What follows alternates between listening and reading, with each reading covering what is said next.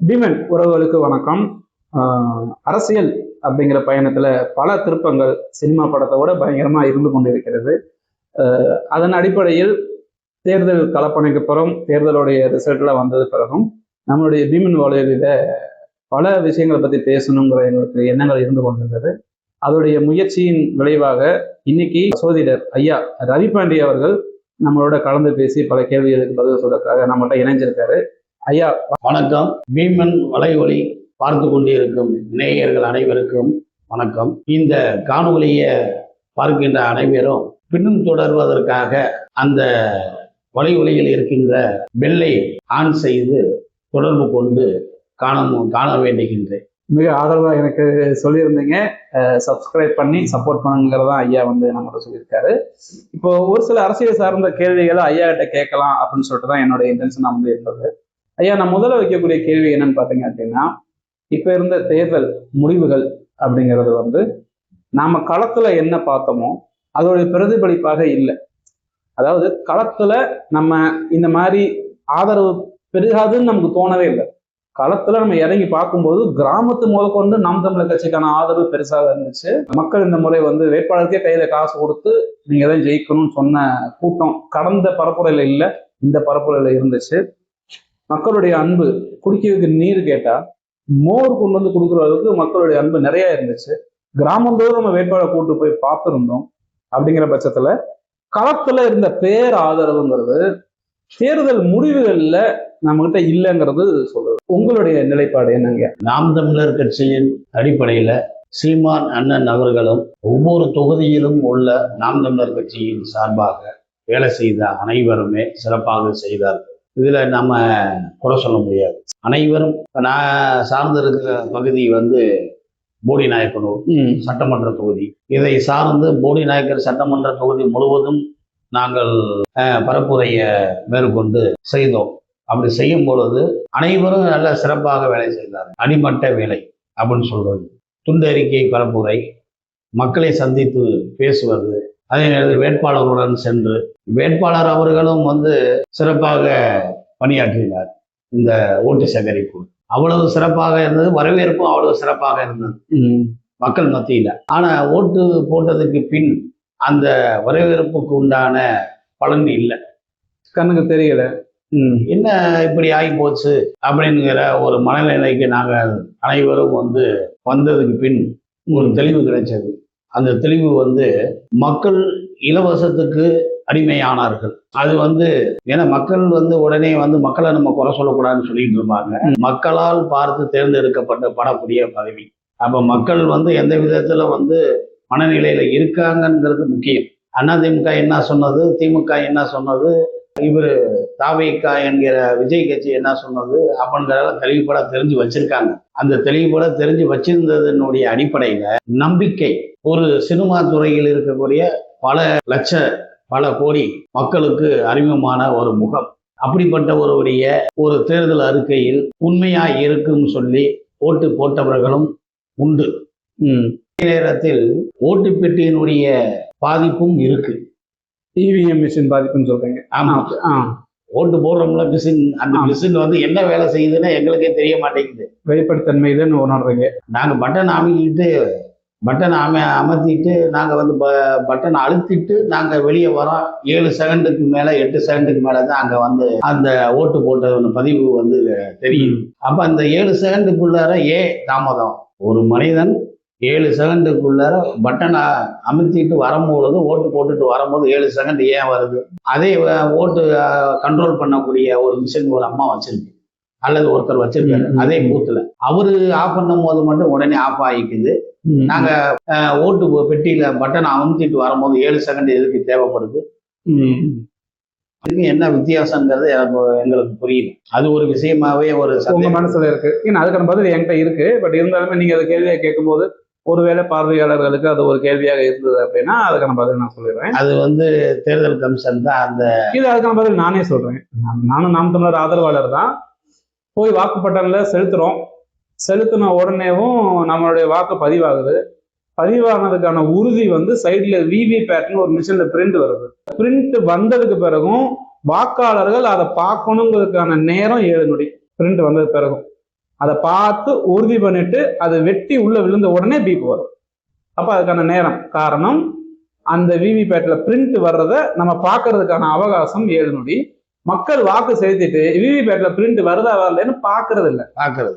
அப்ப சீக்கிரம் வெளியே வந்துட்டாங்கன்னா 5 நொடி கழிச்சு 7 நொடி கழிச்சு அந்த வருது. அது லாஜிக்கலா நீங்க கேட்ட கேள்விக்கான ஒரு பதில். அது மக்கள் அந்த விவிபேட்டை பார்க்கணுங்கிறதுக்கான நேரம். அது இன்னொரு விஷயம்.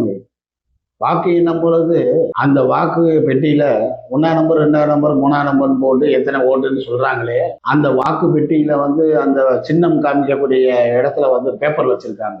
அந்த பேப்பரை ஏன் எண்ணி காமிக்க மாட்டேங்கிறாங்க? அதான் சொல்ல வரேன். விவிபேட்டை ஏன் என்றது இல்ல அப்படிங்கிற அது எண்ணி காமிக்கணும்னா கம்பல்சரி எண்ணி காமிக்கணும்ல. ஏன் காமிக்கணும்? அப்படி காமிச்சாதானே நமக்கு ஒரு நம்பிக்கைத்தன்மை வருது அப்படிங்க. இது நியாயமான ஒரு கோரிக்கை.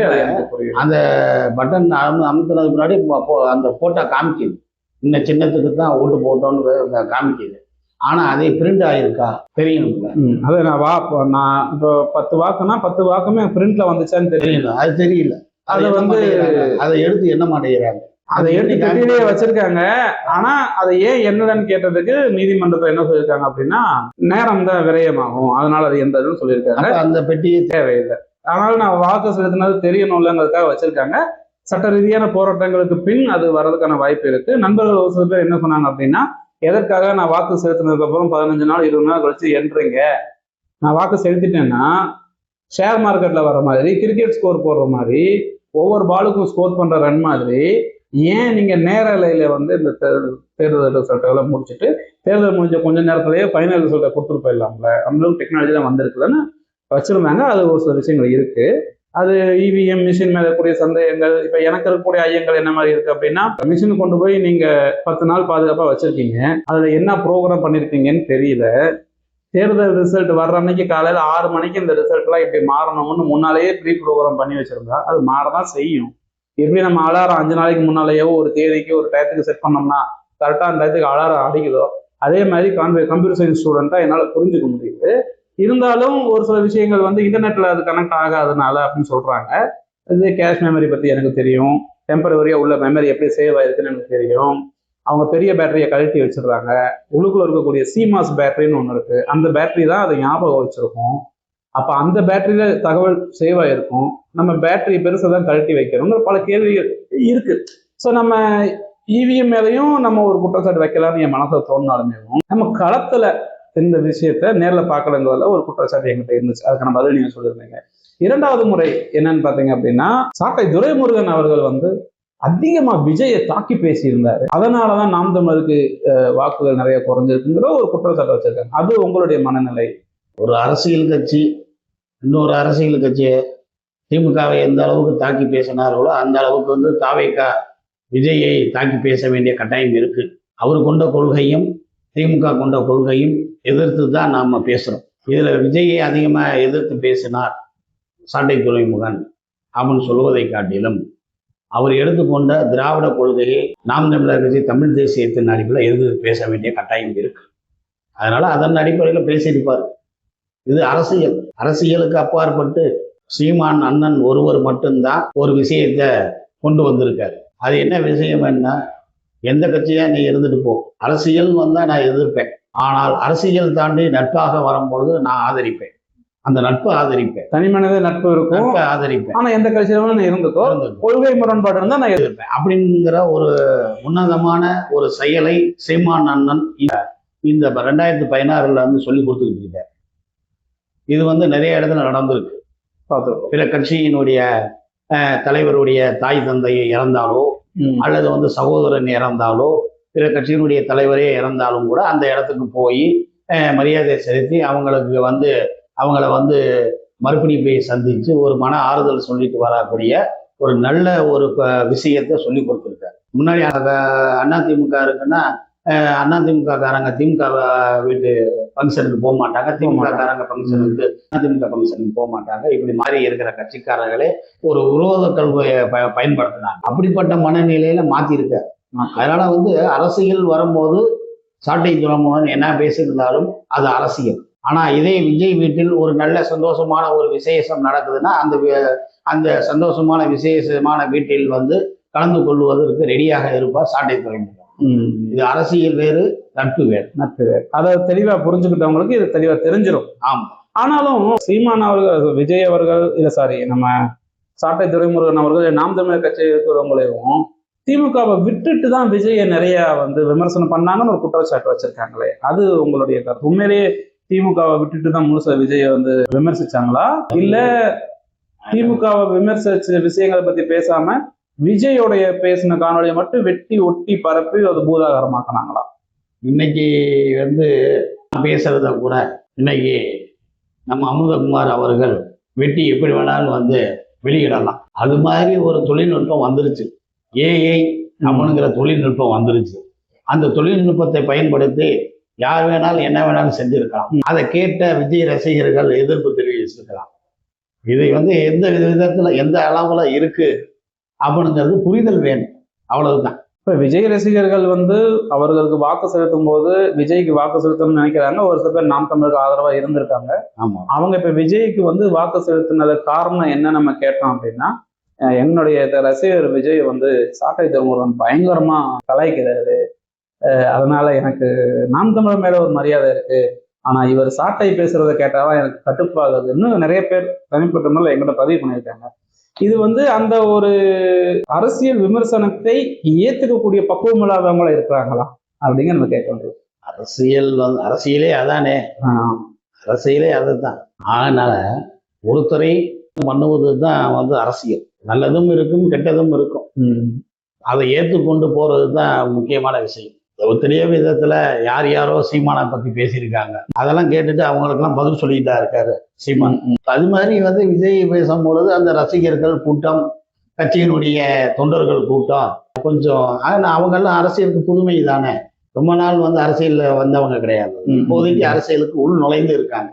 அவங்களுக்கு இதெல்லாம் கொஞ்சம் மாறுபட்டு தான் தெரியும். இப்ப இந்த இடத்துல இன்னொரு கேள்வி எனக்கு என்ன முன்வைக்க வேண்டியது வருது அப்படின்னா, விஜய் அவர்கள் அரசியலை பத்தி நிறைய பேச ஆரம்பிச்சது பிறகும், விஜய் அவர்கள் முன்னெடுக்கக்கூடிய அரசியலை நாம் தமிழர் விமர்சிக்க ஆரம்பிச்சது பிறகும், விஜய் ஆதரவாளராக இருக்கக்கூடிய நபர்கள் எந்த ஒரு அவதூறுகளை திமுக கையில் எடுத்து பரப்புச்சோ அதை முழுசாவே நம்பிக்கிட்டு கேள்வி கேட்கிறாங்க. அது இந்த ஆமக்கரி விஷயமா இருக்கட்டும், அந்த பெண்மணி விஜயலட்சுமி அவங்களுடைய விஷயமா இருக்கட்டும், அதே மாதிரி அண்ணன் அவர்கள் இலை மலர்ந்தால் ஈழ மலருங்கிற பேசின விஷயமா இருக்கட்டும், விஜயகாந்த் அவர்களுக்கு சினிமா படத்துக்கு எழுதின வசனமா இருக்கட்டும், அதே போன்று சிவாஜி அவர்களை புகழ்ந்து பேசின, தனிப்பட்ட முறையில புகழ்ந்து பேசினதா இருக்கட்டும், அரசியல் சம்பந்தப்பட்ட விஷயங்கள்ல பேசுறாருங்கிற ஒரு முன்வகை, இதெல்லாமே அவதூறுகளாக பரப்பப்பட்டது.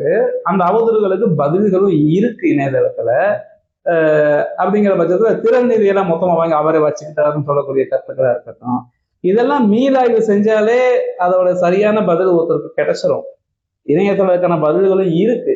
இருந்தாலும் இந்த விஷயத்தை முன்னெடுத்துட்டு இதனாலதான் நான் சீமானுக்கு வாக்களிக்க மாட்டேன்னு சொல்லக்கூடிய இன்னும் பசங்க இருக்காங்களே, அவங்களுக்கு நீங்க என்ன சொல்ல முயற்சி பண்றது?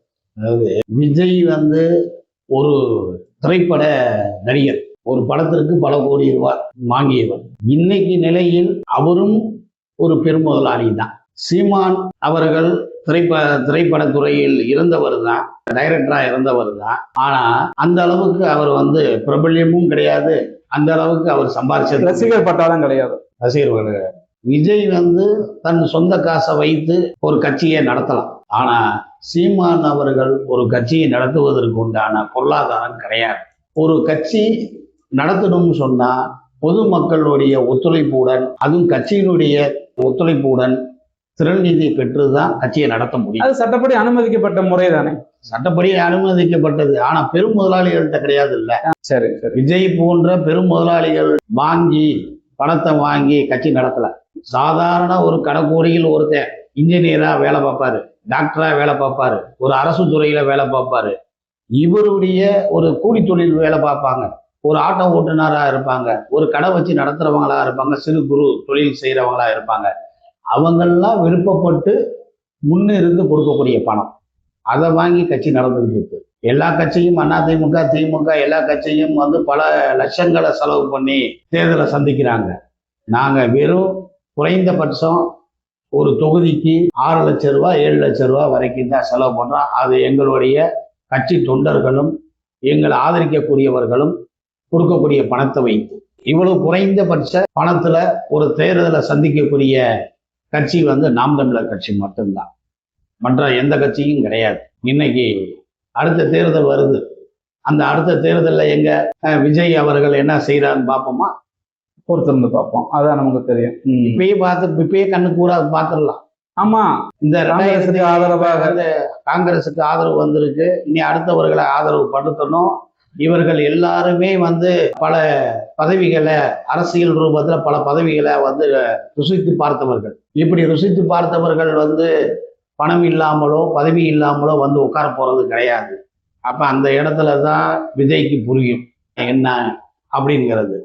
அந்த இடத்தில் தான் விஜய் ரசிகர்களுக்கு புரியும். அந்த இடத்தில் தான் தமிழக வெற்றி கழக உறுப்பினர்களுக்கு தெரியும் அரசியல்னா என்னன்னு. பிற கட்சி ஆதரவை தேடி போறாரு விஜய். இன்னைக்கு பெரும்பான்மையை நிரூபிப்பதற்காக. அதுல காங்கிரஸும் வருது, விடுதலை சிறுத்தையும் கண்டு பேசுறாங்க, கம்யூனிஸ்டையும் கண்டு பேசுறாங்க. அதே மாதிரி தேமுதிமுக என்கிற விஜயினுடைய மனைவியை சந்தித்து பேசுறாங்க.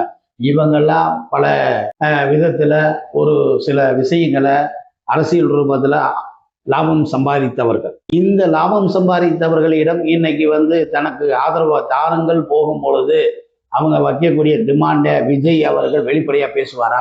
திருமாவளவன் வைக்கக்கூடிய டிமாண்டு, கம்யூனிஸ்டுகள் 2 பேரும் வைக்கக்கூடிய டிமாண்டு, காங்கிரஸுகள் வைக்கக்கூடிய டிமாண்டு, தேமுதிமுக அவங்க வந்தாங்கன்னா அவங்க வைக்கிற டிமாண்டு, இன்னைக்கு தினகரன் கட்சியிலேருந்து ஒருத்தர் வராங்கிறாரு, அவர் வைக்கக்கூடிய டிமாண்டு, இதெல்லாம் என்னன்னு வெளிப்படையா விஜய் அவர்கள் தொண்டர்கள்ட்ட வெளிப்படையா பேச முடியுமா?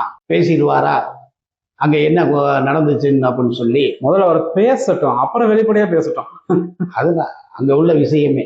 அரசியல் இப்படிப்பட்ட சிக்கலில் சிக்கக்கூடாது என்பதற்காகத்தான் நாம் தமிழர் கட்சி தனித்துவமாக கூட்டணி இல்லாமல் இந்த மக்கள் மத்தியில் ஓட்டு கேட்டு சென்றோம். ஆனா இந்த மக்கள் எங்கள் மீது நம்பிக்கை வைக்கல. ஒட்டுமொத்தமாக இந்த மக்கள் எங்கள் மீது வந்து நம்பிக்கை வைக்கல. அந்த நம்பிக்கை வைக்காதனுடைய ஒரு குறைதான் நாங்க 8% ஓட்டு வாங்கியிருந்த நாங்கள் இன்னைக்கு 4% ஆயிருக்கோம்.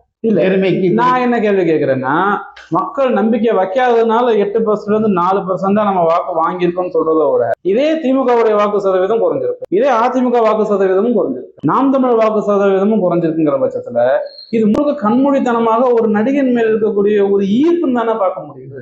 என்ன சொன்னேன், ஈர்ப்பு ஒரு அலை என்று சொல்லியிருந்தோம்னா இன்னைக்கு தமிழ்நாட்டில் நடந்தது பாண்டிச்சேரியில எதிரொலிக்கணும், பாண்டிச்சேரியில எதிரொலித்தது தமிழ்நாட்டிலேயே எதிரொலிக்கணும். ஏன் பாண்டிச்சேரியில மட்டும் எதிரொலிக்கல? ஏன் அந்த அலையா பாண்டிச்சேரியில இல்லைங்கிறீங்க? இன்னைக்கு பாரதிய ஜனதா கட்சியின் ஆதரவோட சார்ந்த கட்சி தான் இன்னைக்கு ஆட்சி தமிழ்நாட்டுல விஜய். இல்ல, இப்ப நீங்க இந்த கேள்வி இப்படி கேட்டீங்கன்னா நான் என்ன கேட்கிறேன், இதே இலவசம் சம்பந்தப்பட்ட ஒரு அறிக்கையை தானே அங்கேயும் பாண்டிச்சேரியிலையும் கொடுத்திருப்பாரு.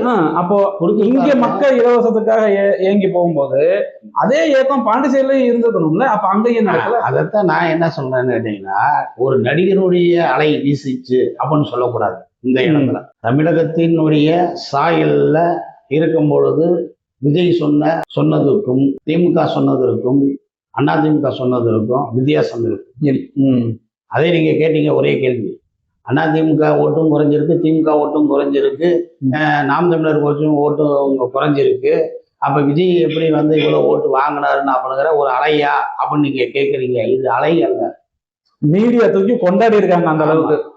அதாவது மக்கள்கிட்ட விஜயை நம்ப வைப்பதற்காக என்ன செய்யணுமோ அதை செஞ்சிருக்காங்க. திமுக மேல நம்பிக்கை இல்லை, அதிமுக மேல நம்பிக்கை இல்லாம போச்சு.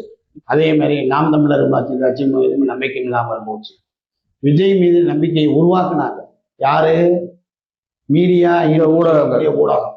இப்ப எனக்கு அடுத்த கேள்வி இங்கதான் உள்ள வருது. விஜய் மீது நம்பிக்கையை உருவாக்குறதுக்கான முயற்சி பண்ணாங்க, அதே மாதிரி நாம் தமிழரை இரட்டடிப்பு செய்வதற்கான முயற்சி பண்ணியிருக்காங்கன்னு ஒரு குற்றச்சாட்டு இருக்குல்ல? அது 2016 இருந்தே இருக்குல்ல. நாம் தமிழர் கட்சி இருட்டடிப்பு செஞ்சுக்கிட்டே வரக்கூடிய வேலை மீடியாக்கள்.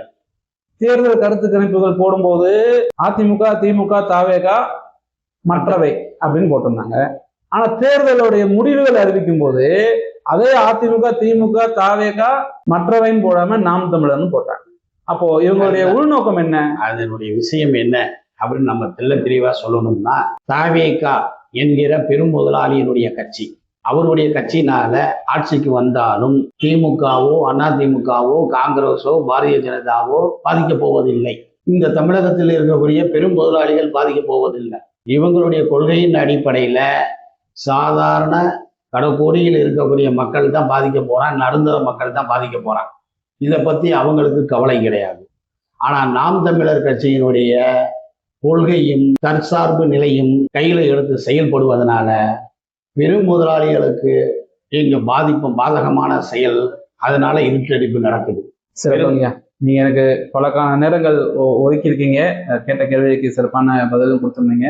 நிறைய கேள்விகள் என்கிட்ட இருக்கு, ஆனா அதுக்கான நேரம் அப்படிங்கிறது இருக்கு. அடுத்தடுத்த காணொலிகள்ல நம்ம சிறப்பாக அதை பத்தி ஆழ்ந்து பேசி பீமன் நேயர்களுக்கு நம்ம அதை ஒரு கருத்து விருந்தாகவே தொடர்ந்து கொடுப்போம் நான் தெரிவிக்கிறேன். உங்கள் நேரத்தை ஒதுக்கி உங்களுடைய கருத்தை தெரிவிச்சதுக்கு ரொம்ப நன்றி. வணக்கம்.